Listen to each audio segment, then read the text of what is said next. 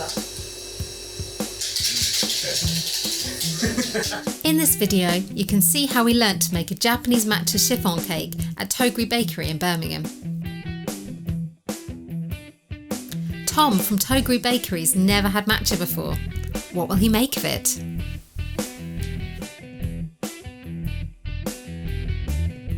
Yeah, you've still got the scary bit to come. Very scary bit to come. What about that?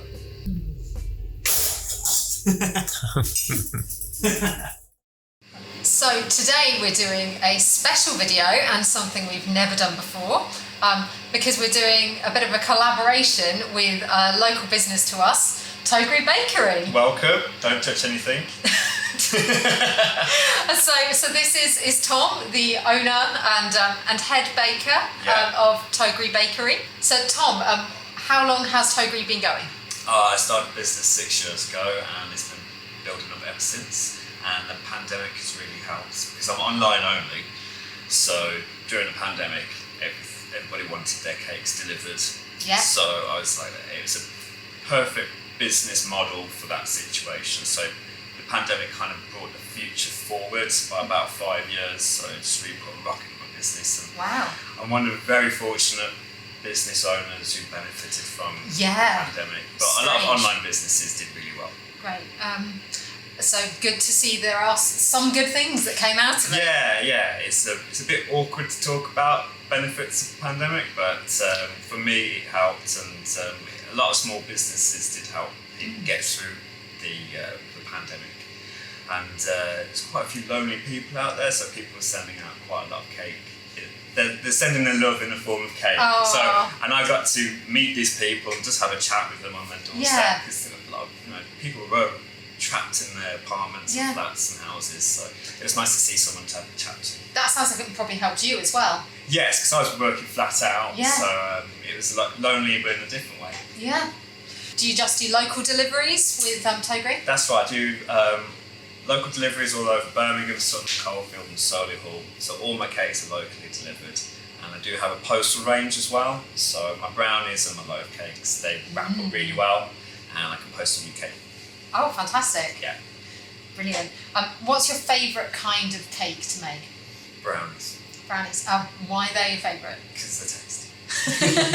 And but they're quite simple as well. Yeah. So some of the more glamorous cakes are really fun. When you finish decorating, you stand back and look at it and think, oh, they're great. So I make these cakes called a royale, where it's a cake with drizzle in the sponge and cake pops on top with a Miru glaze on the cake pops, so they look like cherries on the cake without being cherries, because I found that my customers, they like the look of fruit on the cake, but they don't want fruit on the cake. They actually want cake. More cake. Yeah, more cake. Cake on cake. But they look like cherries. Oh, so yeah, it's nice. It's great to be able to figure out how to do that and then execute it, and it's going down really well. Oh, so experimenting like we are today. Yeah, that's actually the best part of running businesses, the creative side, the experimenting, getting it right and trying out new flavours.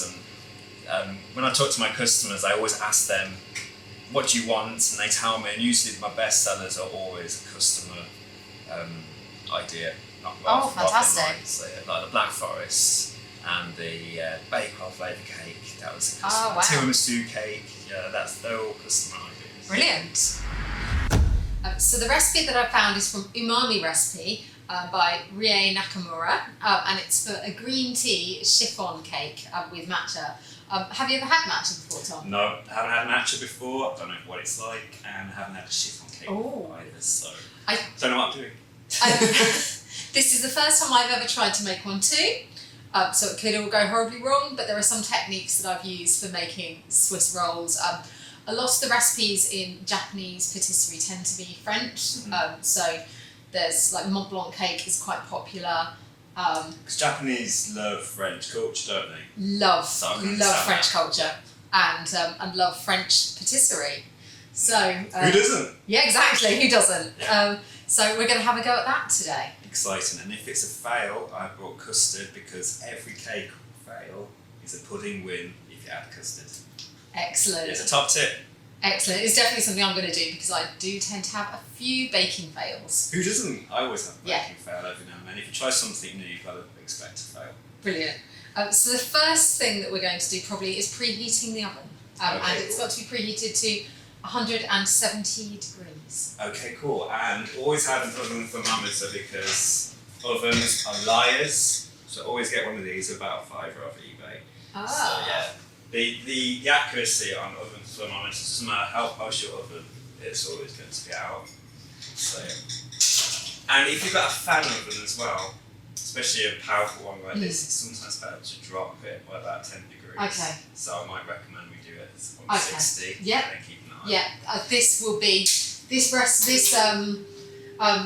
what we're doing with this recipe is will be intended really for people to do at home, and so they're probably taking that into consideration. So yeah, it's I always find if you drop your temperature by about 10 and just wait a little bit longer, it gives you a lot more leeway with baking. So sometimes when you're baking at home, you've got other things going on, like the cat's just put a mouse in or the kids are running wild and you miss it. So it gives you a bit more leeway with baking, and you also get much moisture cake as well. Brilliant.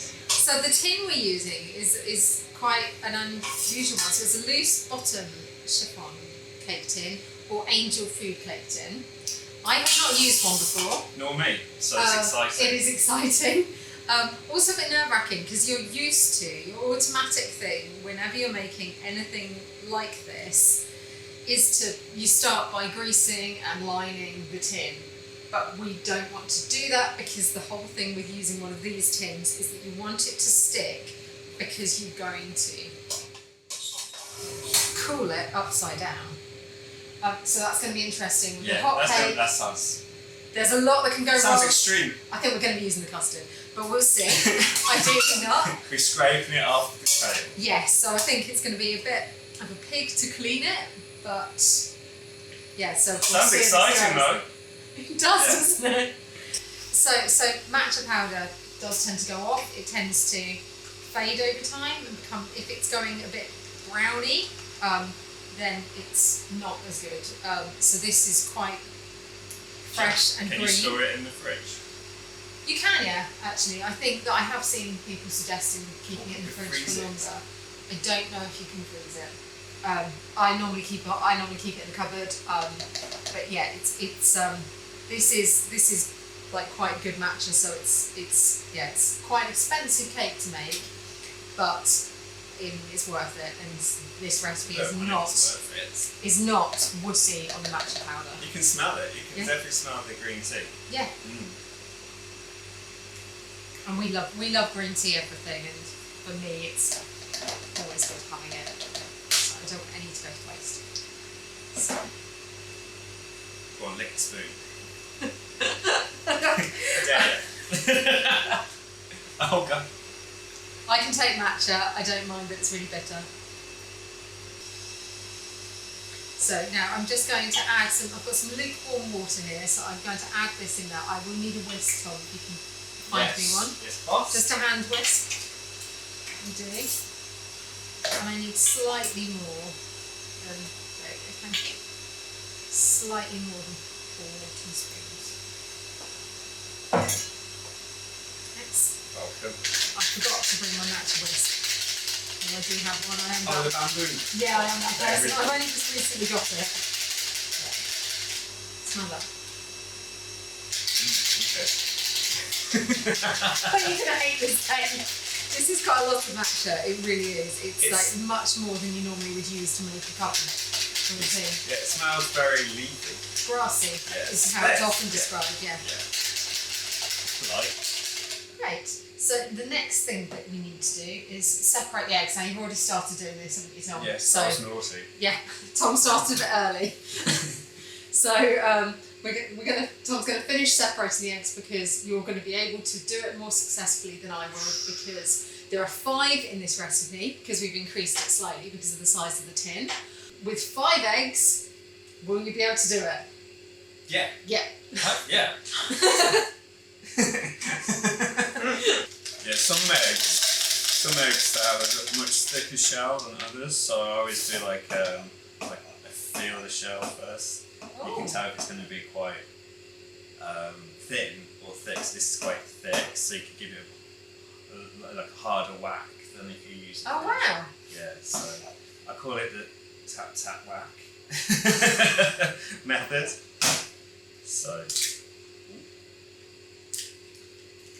you went in the wrong one.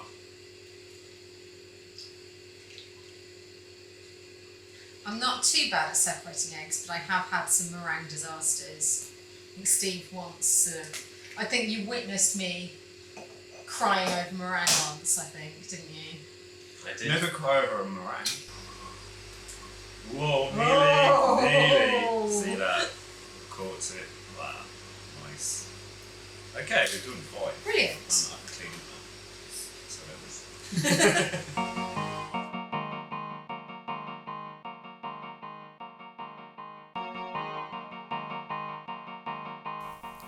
We then measured out the rice flour before mixing the egg whites in Ken the blender.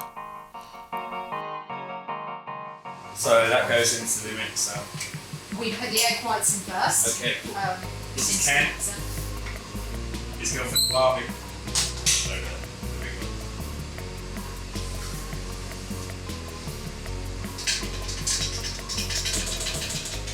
The egg whites are in there. So we start beating those. How long for? Until they start it off for a little bit, not getting it too white, and then we add a pinch of salt. You add a pinch of salt to the egg whites until they turn frothy, and then add 3 tablespoons of sugar and mix to stiff peaks.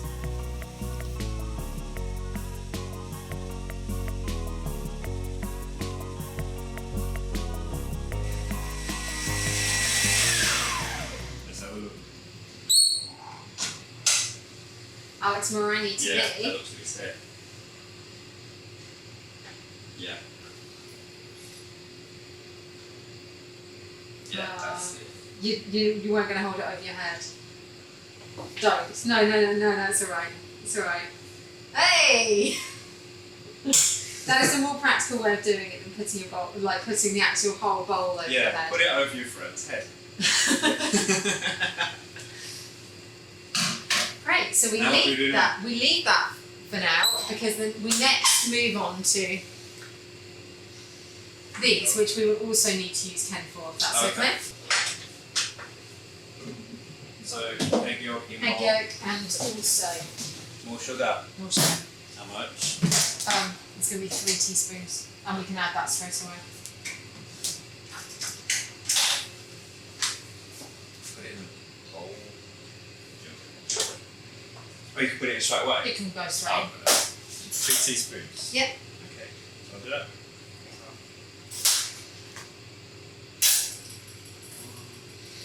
Oh, a mess.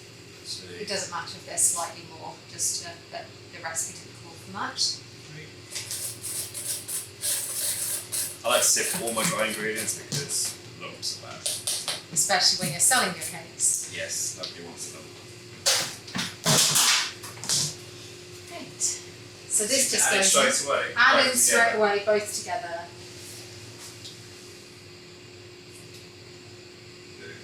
Do it straight. Right. Yeah, that's right. There you are. Sorry. Nice work, Sarah. Done this before. Yep. Just whip it up. Just whip it up until it goes whitish. When the egg yolks have whitened slightly, add the matcha mix and then add the flour. Okay. So we've measured out the rice flour now. The next thing we need to do is start adding it. So Is it a bit at a time? it is going to be a little bit at a time. But yeah, so the rice flour gets added. Spoon. Oh yes, that one is easier. Thank you.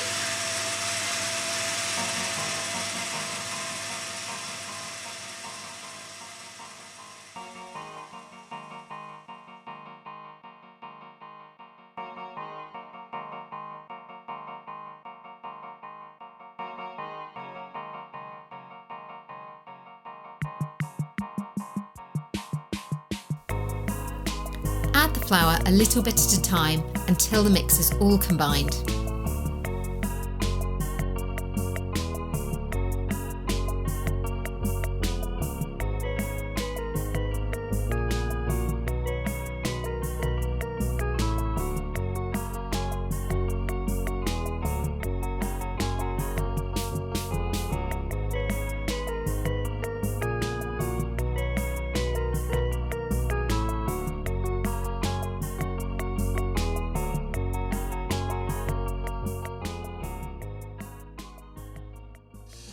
That's a lot thicker, a lot more of a thicker paste than I was expecting actually.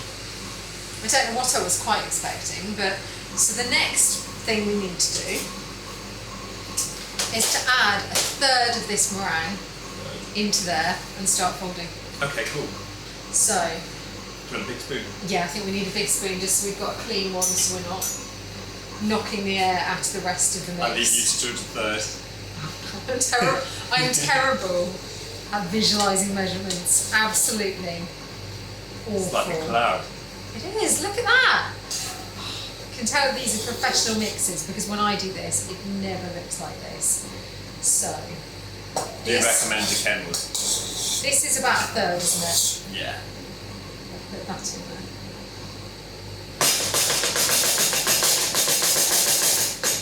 Rams never look like that on any of them. So, and then it's folding in the mix. And so folding is when you are trying not to knock out the air and mixing it very, very slowly. But it's very difficult when that's so thick. I know, I was thinking that. Whoops! I made a bit of a mistake here with the recipe because we were actually supposed to just whisk the first third of the meringue in rather than folding it. The rest you do need to fold in by hand though. I think you know the rest now. Just got somewhat there. Trying not to. There might be bits of egg white, but you can't taste it, and better to leave some than. Do you want another spatula? Oh, that sounds horrible. Yes, please, thank you.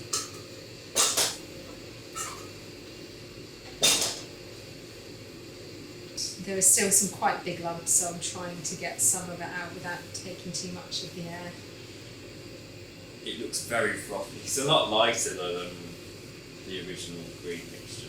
Yes, yeah, it is. So now there is with this, we're supposed to drop it from a height of 10 centimetres. That's very specific. Into the pan. Now. Do you want me to hold the bowl and you scrape?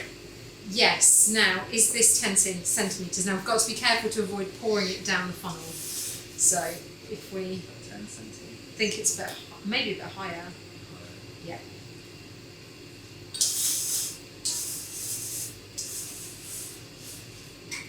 I think you definitely need to make this with a friend. Yeah, I think that doing this on your own would be a bit difficult. Sometimes cake fails actually become a cake winner, like the brownie. Yes. That was an accident. Was it? Yeah. Were they trying to make a cake? Yeah, they forgot to put flour in. Oh. Because there's very little flour in the brownie.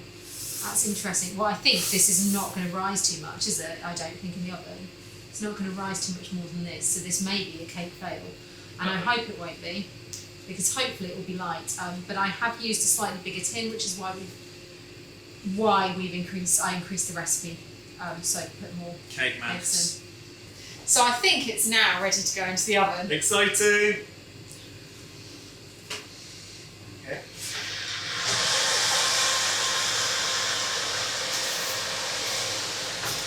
We put it on a low shelf so we can actually see. Hey! So we're at 160. Okay. Good. Brilliant. So it's going to be half an hour. But we'll as I need to said check on earlier, it it's a before. liar. It says 150 on the dial. It says 160 on the thermometer. So get a thermometer. It's definitely rising, Oh yeah, it definitely is. which is good. Yeah. I don't think you need to worry. You can see it crackling on the top a little bit. It's good. But that will be the bottom because we're going to turn it over. Oh yeah. You've still got the scary bit to come. Very scary bit to come. Forgot about that.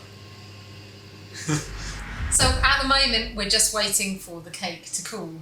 So So Tom, have you really tried any Japanese cakes before? No, I haven't. This is all new to me. But I like trying new things out. Yes, so that is exciting. good. Yeah. Expand my repertoire. Yeah, definitely. So this is new to me. Matcha's new to me, and chiffon cake is new to me. So this is kind of cool because when you start a business that's involved in food, you kind of just specialise in one food or just a few recipes, but then do it really well. It's nice to experiment and try something new and push the boundaries of my knowledge. Yeah. So have you tried any other kind of traditional Japanese style flavours? Like, say, you saying you haven't had matcha before. Have you had anything like with black sesame in? No. Anything with red bean? No. No. So this is all. I'm very boring, aren't I? Completely new to you. Yeah. So we'll have to do this again, but with all these crazy flavours. Yeah, definitely. I remember when you gave me one of those specialist Kit Kats. Oh yes. Which one? Awesome. Which one did we give you? I think it was like might be plum. Oh, we were nice to you. We didn't give you the wasabi one. No. Yeah. I'm not very good at heat. No, they're not really hot. They're just quite an unusual flavour. Okay. We quite like them, but I love seeing people's reaction because some people just they just want to spit it out straight away. And like purple sweet potato, also a really nice, really nice Kit Kat flavour. That'd be a fun one. I think if out of all the Japanese flavours that you were just talking about, I think cherry blossom might be the first one to trial on my customer base. Yes, you have to see, or at least doing some sort of springtime springtime special. Exactly, limited edition. Yeah. So a lot of Japanese patisserie tends to be quite seasonal. We are massive fans of a cafe in London called Wa Cafe, and I know that they've just brought out their cherry blossom desserts for this season. And get train tickets now. I know, but I can't go to London purely to go to Wa Cafe. Why not? YOLO, you survived the pandemic, go for it. Yeah, maybe we might have to do it. Just go for the day and go to Wa Cafe. Why not? Yes, there's no law against it. No.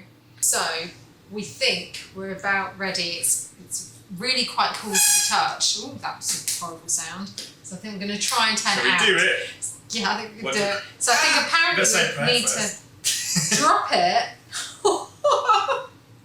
from a height, just straight down. Good luck. Oh, that didn't work. Then maybe we try and push it down a bit slightly because it's saying. This is nerve-wracking because you haven't greased this. Oh, it's coming. I can hear it cracking. Ooh. Hopefully I'm not going to squish it by doing this. Oh, there it goes. There we go. Good. It's not quite out though, so I might need to put it back in there and try to. We might end up having to use a knife to get to the bottom because as well we didn't want to line it. Does the tube? The tube does not. No, it does not. Oh, okay. So I don't think it does anyway. So I think we might possibly need a knife to take it out. Interesting. I'll let you do this bit. And apparently these tins are quite difficult to clean. It is quite stuck to the edge. Yeah. Oh. There we go. Go in. Yay! Yay! Voila, a little bit messy, but... It looks very nice and fluffy though. Is it still quite warm in the middle? Yeah. Yeah. Might need to leave it a little while before cutting it. But it does look like a chiffon cake. Awesome. So I think that's pretty good for a first attempt. I think so. Yeah. Yeah. I'm happy with that. 400 grams, so in a 1 pound loaf tin, that would work. Okay. Yeah. I sliced you, or maybe I cut the kind of slice that you'd get at. Happy birthday. Or happy unbirthday. So you'd maybe get this like kind the shape's like a massive polo. Yeah. Yeah. But imagine this higher, because quite often it would be higher than this. You know what? It's quite deep, actually. It's deceptive. Though you quite often get some they might be narrower slices normally, and then higher. Are you ready to try some? Yeah, do you want a fork? Yes, I think if we try some with the fork. We're civilised.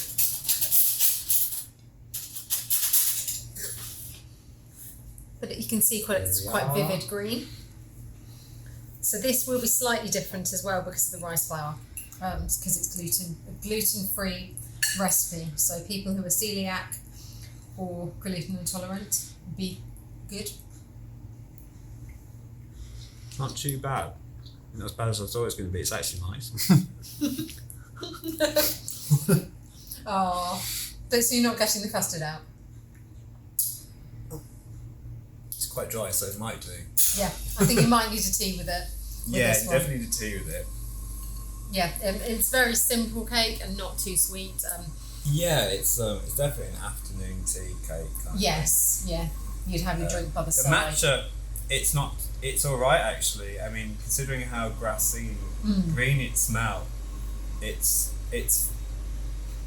fine as a flavour in the cake, and it's not as savoury as I thought it would be, considering there's very little sugar in there. This is a French style sponge with Japanese ingredients. So it's already a mashup. It's already a mashup. I think it'd be wicked with custard. Yeah. And it had that extra level of sweetness that I'm craving.